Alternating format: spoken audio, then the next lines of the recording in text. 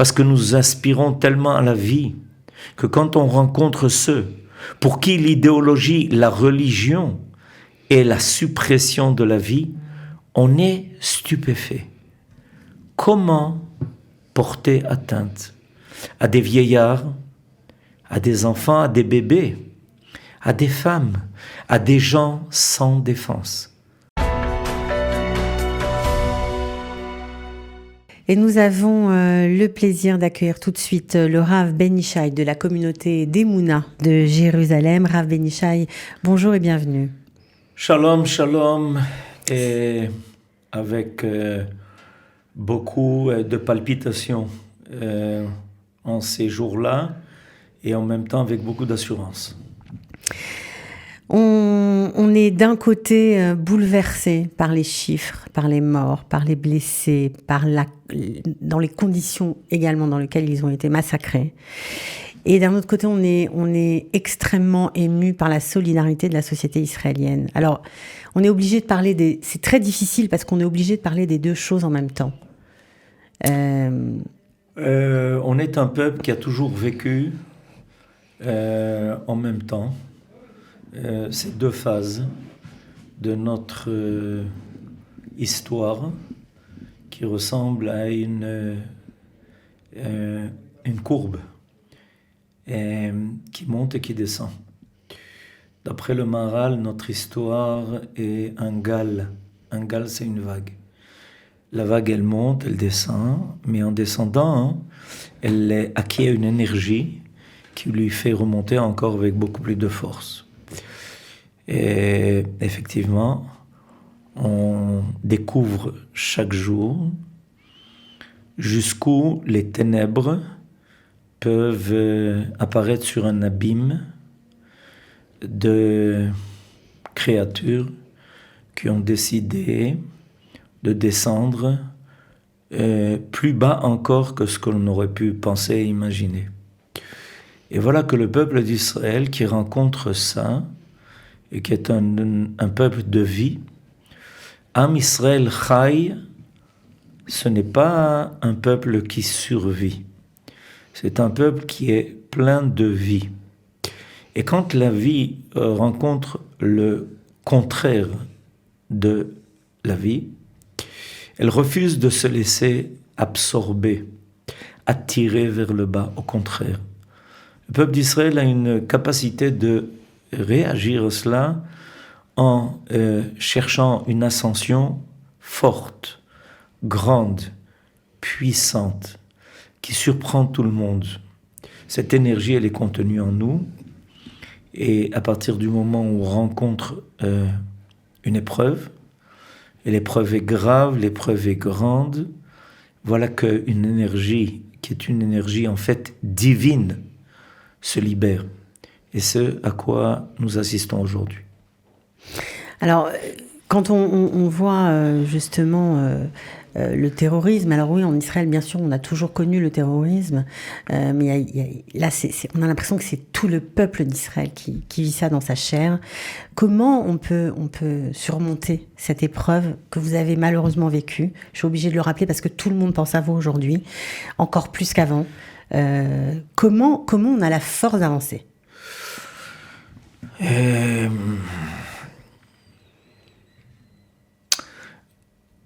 Je ne définis pas la mort de ceux qui ont été tués, de nos soldats. Je reviens maintenant de 2 enterrements de soldats dont je connais les familles. Je ne définis pas leur mort comme une Nephila. On a l'habitude de dire Nafal Bakrav. Il est tombé au combat. Tombé au combat. Nafal Bakrav. D'ailleurs, remarquez qu'en français, on traduit ça par le mot tomber. La tombe, c'est le fait de tomber. Je dis que, en fait, tous ces gens-là, leur mort nous provoque une peine qui est indéfinissable. Pourquoi? Parce que nous sommes un peuple qui, en fait, n'est qu'un seul et même organisme. Nos sages nous expliquent ça à propos du fait qu'on est comparé à une brebis. Une brebis. La brebis est sensible. Dès qu'elle reçoit un coup quelque part, tout son corps tremble. Tout son corps ressent la douleur. Mais voilà que à chaque fois que l'on assiste maintenant à malheureusement un enterrement de nos soldats et d'autres encore, des civils aussi, on entend des paroles qui viennent redonner une force énorme. Comment des parents qui voient maintenant leur enfant le plus cher, tous les plus extraordinaires, dans ce à quoi ils sont parvenus dans tellement peu d'années. Essayons de penser, un soldat aujourd'hui a 19 ans, il a 20 ans, il a 21 ans, et on s'aperçoit que l'on parle de personnes qui auraient vécu des dizaines d'années, des centaines d'années, qui ont tellement une vie pleine. Et on se remplit de ça. Et on comprend que, en fait, on est en train de recevoir des énergies. Ces âmes qui s'élèvent vers le haut libèrent une énergie dont nous sommes nourris. Il est important aujourd'hui, je pense, dans la situation présente, de reprendre des définitions. Depuis quelques années, on a perdu des définitions essentielles. Le combat d'Israël est le combat de David contre Goliath. Le peuple d'Israël est David. Nos ennemis sont Goliath. Goliath est apparu, il a effrayé le peuple d'Israël quand il est apparu, il a lancé un défi, personne n'a osé se présenter devant lui. Le monde entier regarde, attend, veut voir qu'est-ce que nous allons faire devant ce Goliath, ce Philistin qui se dresse et qui veut tellement faire peur. Un géant.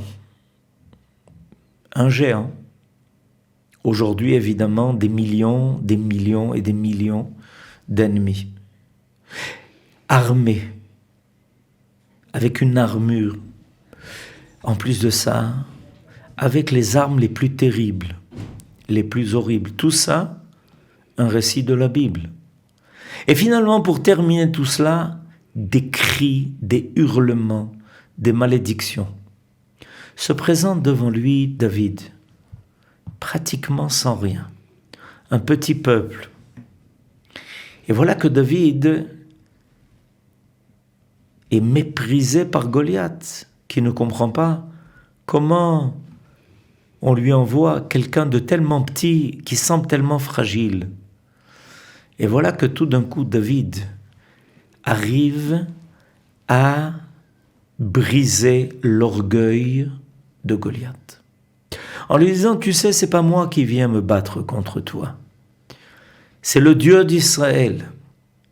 En fait, nous pouvons dire aujourd'hui, c'est le peuple d'Israël avec toutes les générations qui nous ont amenés jusqu'ici. Nous sommes aujourd'hui un peuple qui représente des milliers d'années d'histoire, des milliers d'années d'épreuves, mais aussi avec un contenu spirituel et moral qui éclaire le monde, qui l'a éclairé et qui continue de l'éclairer de plus en plus. Rappelons-nous, nous sommes David. Et si on a le regard qu'il faut vis-à-vis de ceux qui essayent de nous faire tellement peur, qui essayent de nous terroriser, alors tout de suite, ils vont retrouver ce qu'ils sont, c'est-à-dire rien. C'est quelque chose qui est artificiel, qui malheureusement fait mal quand on le rencontre.